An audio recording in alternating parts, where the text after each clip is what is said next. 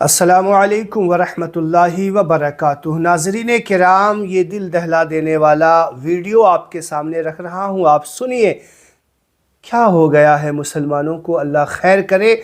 ये वीडियो जो है बग़ैर स्किप के देखिएगा आप, और इस पे अपनी राय, अपनी कमेंट ज़रूर पेश कीजिएगा।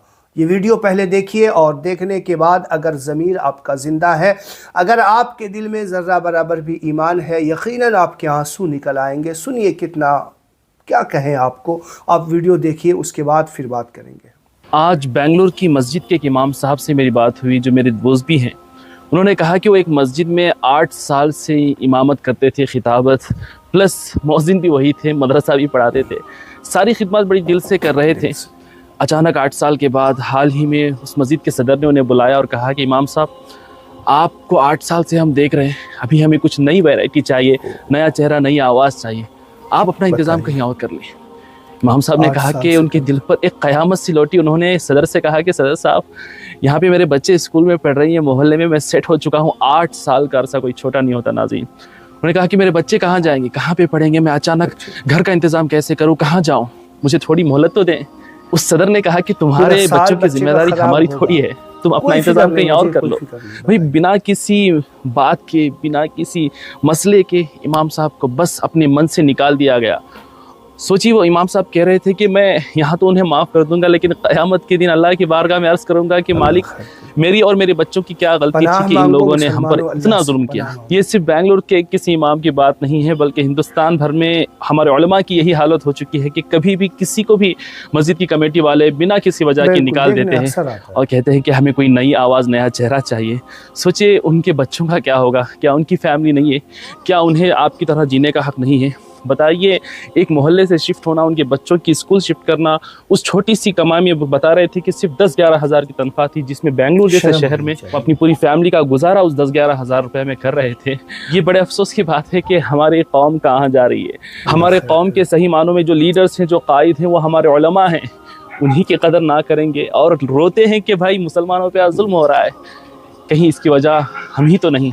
ये चीज़ें बंद होनी चाहिए, उलमा पर इस तरीके का जुल्म बंद होना चाहिए। दोस्तों, इस वीडियो को आगे ज़रूर शेयर करना, ताकि किसी और इमाम के साथ इस तरीके का ना हो, और कहीं हो तो आप अपने मोहल्ले के इमाम के सपोर्ट में ज़रूर खड़े होइए।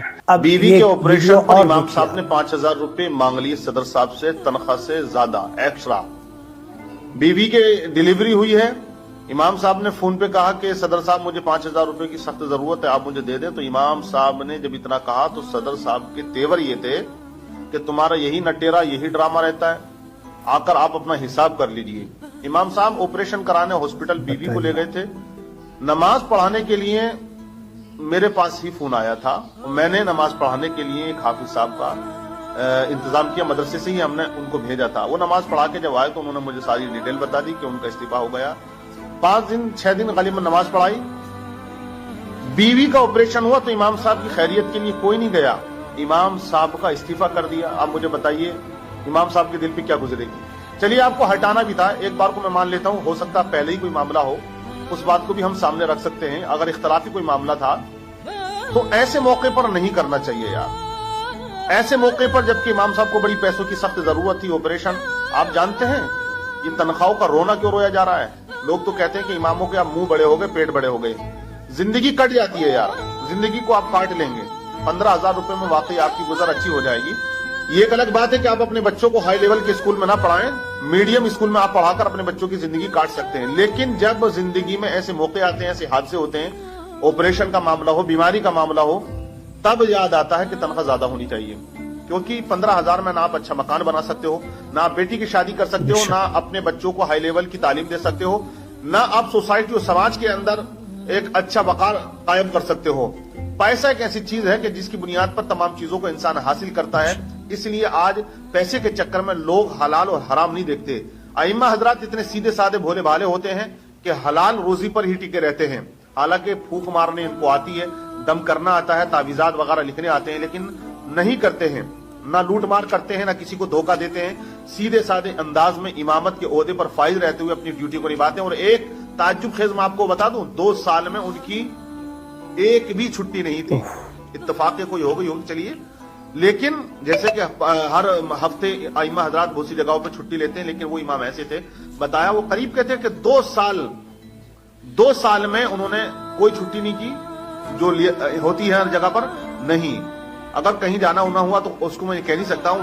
प्लस आप देखिए खाना वो अपने घर पे खाते थे, तनख्वाह थी 12,000 रुपए। 12,000 रुपए की तनख्वाह में वो इमाम साहब घर पे खाना खाते थे। क्या करेगा आदमी यार, आप मुझे बताइएगा।